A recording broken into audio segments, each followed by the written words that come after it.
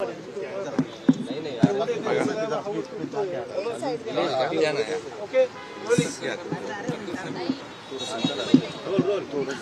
आज शिका या ठिकाणी वाचण्यात आली। संविधान दिन साजरा केला जातोय, काय आपण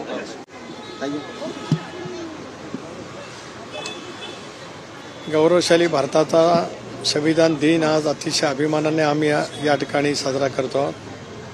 भारतीय घटनेचे शिल्पकार महामानव भारतरत्न डॉक्टर बाबासाहेब आंबेडकर यांनी 26 नोव्हेंबर 1949 रोजी या देशाच्या प्रती संविधान दिलं आणि गेल्या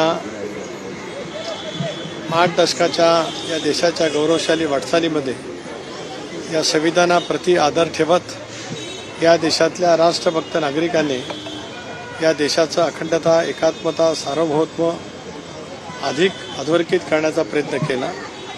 आजचा दिवस संविधानाप्रती केवळ आदर व्यक्त करण्यापुरता सीमित नाही, संविधानामध्ये नमूद केलेल्या प्रत्येक बाबीचं कसोशीने पालन करत एक सुजाण भारतीय नागरिक म्हणून देशाला बलशाली करण्याचं काम आम्हाला सामुदायिकरित्या त्या ठिकाणी करायचं आहे। आणि म्हणूनच आज बाबासाहेबांच्या चरणी राष्ट्रवादी काँग्रेस पक्षाच्या वतीने आम्ही सार्वजनिक नतमस्तक होतो। सर, त्याचबरोबर आज मुंबईवर जो हल्ला झालेला होता त्याचा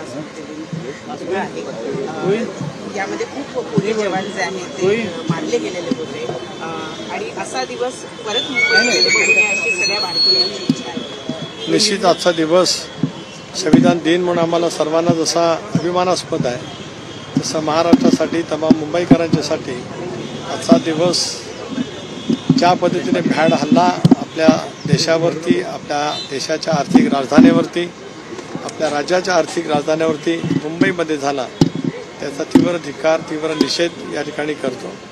पण अशा पद्धतीच्या हल्ल्याच्या वेळेला मुंबई पोलीस दलाने जी अतुलनीय कामगिरी केली, 4 महत्त्वाचे अधिकारी आपल्यातून त्या कालावधीमध्ये गेले, शहीद झाले, त्यांच्याच अतुलनीय धैर्याच्यामुळे पुढचा अनर्थ त्या ठिकाणी टळला। आज संविधानाप्रती श्रद्धा अर्पित करत असतानाच आपल्या या देशाच्या इतिहासात असा पुन्हा दिवस परत कधी येऊ नये, मला विश्वास आहे। हा देश अधिक बलशाली, अधिक प्रतिभावान संबंध जगाच्या पाठीवरती होतो आहे। अशा वेळेला अशा भ्याड हल्ला करण्याचं धाडस कुठलीही शक्ती त्या ठिकाणी करू शकणार नाही। सर, सध्या राज्यामध्ये सत्ता स्थापनेच्या हालचालींना वेग येत असला तरी आज या जुन्या विधिमंडळाचा शेवटचा दिवस सुद्धा आहे असं आज कळते। मुख्यमंत्री राजीनामा देतील आणि त्यानंतर ते काळजीभाऊ मुख्यमंत्री होतील। काय सत्ता स्थापनेच्या संदर्भात हालचाली चालू आहेत? रात्रभरात काय बदललं? नाही, आजही संविधानाचा दिवस आहे, ज्या संविधानानेच आम्हाला विधानसभा, लोकसभा आणि स्थानिक स्वराज्य संस्था त्या ठिकाणी दिल्या। माझंही काल मुख्यमंत्री महोदयांच्याजवळ बोलणं झालं। आज राज्यपाल महोदयांना भेटून मुख्यमंत्री महोदय, दोन्ही उपमुख्यमंत्री महोदय नियमाप्रमाणे, तरतुदीप्रमाणे त्या ठिकाणी राजीनामा देतील आणि मग त्यानंतरची जी काही व्यवस्था असते, काळजीभाऊ व्यवस्था, त्या संदर्भातला योग्य तो निर्णय राज्यपाल महोदय त्या ठिकाणी घेतील। मला विश्वास आहे की येत्या 2-3 दिवसामध्ये राज्यामध्ये ते आज प्रचंड असं बहुमत महायुतीला राज्यातल्या जनतेने त्या ठिकाणी दिलेलं आहे, त्या माध्यमातून नवीन सरकारची वाटचाल सुरू झालेली पाहायला मिळेल। आज दिल्लीला मी जाणार आहेच, कारण आमचं संसदेचंही अधिवेशन आहे। कालही होतं। आज संविधान दिनाचा कार्यक्रम संविधान भवनमध्ये त्या ठिकाणी आहे, सेंट्रल हॉलमध्ये, परंतु आज रात्री मी जाणार आहे। कदाचित इतरही काय हालचाली झाल्यास तर राज्यातील प्रमुख नेतेसुद्धा दिल्लीला येऊ शकतील। या क्षणापर्यंत तरी मला त्या संदर्भातली काही माहिती उपलब्ध झालेली नाही।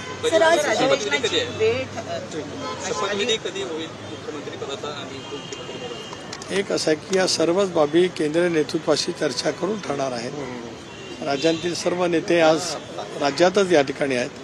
शेवटी मी वारंवार सतत सांगत आलो की या संदर्भातला निर्णय केंद्रीय नेतृत्वाशी बोलून त्या ठिकाणी होईल आणि अपेक्षित असे की 1-2 दिवसामध्ये त्या संदर्भातला निर्णय दिल्लीमध्ये अपेक्षित आहे। चिन्हाबाबत सुनावणी होत आहे सुप्रीम कोर्टामध्ये। मागच्या सुनावणीमध्ये अजित पवार यांनी स्वतःच्या पायावरती उभं राहण्याचा सल्ला देखील कोर्टाने दिला होता। आता 41 आमदार निवडून आलेले आहेत, काय वाटतं आजच्या सुनावणीत काय होऊ शकतं? स्वतःच्या पायावर आम्ही इतके घट्टपणाने उभे राहिलेलो आहोत की आमचा स्टॅकिंग रेट हा जवळपास 72% आसपास राहिला. त्याच्यामुळे सर्वोच्च न्यायालयाच्या आजच्या सुनावणीमध्ये आमची जी बाजू आहे ती यापूर्वीसुद्धा आम्ही मांडली. स्वायत्तता असलेल्या निवडणूक आयोगाने या संदर्भातला निर्णय यापूर्वी दिला आहे. खरं तर शरद पवार राष्ट्रवादी काँग्रेस पक्षाला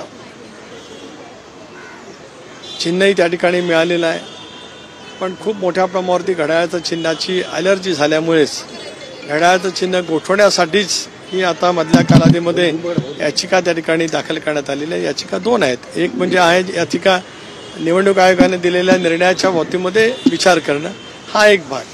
पण ती याचिका त्या ठिकाणी करत असताना खूप घाई झाली. काहींना आमचं चिन्ह कसं गोठवता येईल याचा त्या ठिकाणी प्रयत्न झाला, परंतु आज याच काही सर्वोच्च न्यायालयाने दिलेल्या अटीचं पालन करत या निवडणुकीला आम्ही सामोरं गेलो आणि जनतेच्या न्यायालयामध्ये राष्ट्रवादी काँग्रेस पक्ष खरी कुंती, राष्ट्रवादी काँग्रेस पक्षाचं चिन्ह कुठलं आहे, कारण घड्याळाच्या चिन्हावरतीच 41 आमदार त्या ठिकाणी निर्वाचित झालेले आहेत. हा निर्णय जनतेच्या न्यायालयाने दिला आहे. सर्वोच्च न्यायालयामध्ये सुद्धा न्यायाच्या अपेक्षेत आम्ही आहोत. दादाची 6 आणि भाजपचे 10 मंत्री शपथ घेणार अशी चर्चा आहे. या सर्व अफवा आहेत, याच्यात काही तथ्य नाही. 27-28 तारखेला अधिवेशन होत आहे का, त्याचं काही नोटिफिकेशन निघाल्याची माहिती मिळते आहे? एक असं आहे की जी माझी आतापर्यंतची माहिती आहे की सरकार गठीत होत असतं. सरकार मग जे गठीत होत असतं ते सरकार अधिवेशनाची तारीख राज्यपाल महोदयांना कळवतात आणि मग त्या ठिकाणी मग इतर कार्यक्रम होत असतात. तरीसुद्धा कारण काल आधीसुद्धा प्रसिद्ध झाली, त्याच्यामुळे विधानसभा अस्तित्वात आल्यासारखं आहे. फक्त विधानसभा सदस्यांची शपथ हा सुद्धा एक घटनात्मक भाग आहे, प्रक्रियेचा एक भाग आहे. तोही या सरकारच्या स्थापनेच्या बरोबरच पूर्ण केला जाईल. नरेश अरोरा यांना दादाच्या खांद्यावर एक हात टाकून फोटो टाकला. आज संविधानाचा दिवस आहे. आज संविधानाचा दिवस आहे. आज आपल्या देशावरच्या भ्याड हल्ल्याचा दिवस आहे. त्यामुळे बाकीच्या विषयावरती आपण चर्चा नंतर करू. धन्यवाद. धन्यवाद. धन्यवाद. धन्यवाद. धन्यवाद. शिवसेनेचा अजूनही वाद आहे आणि त्या ठिकाणी पालकमंत्री हा शिवसेनेचाच व्हावा, तिथल्याच आमदाराचा पालकमंत्री व्हावा असा देखील दावा केला आधी जातो. सरकार तर स्थापन होऊ द्या, मग बाकीचे प्रश्न त्या ठिकाणी येतात. काही ना अगोदरच कुठल्या कोणत्याही गोष्टीची घाई लागत असते. आता घाई करणाऱ्यांच्या बाबतीमध्ये मी काय बोलावं. मनोज जरांगे पाटील यांनी सांगितलं की ज्याला तुम्ही परत बसणार आहेत. नाही मी जायचं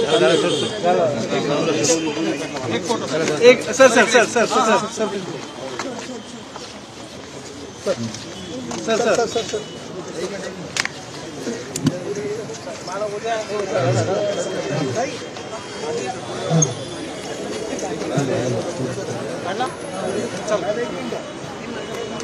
चप्पल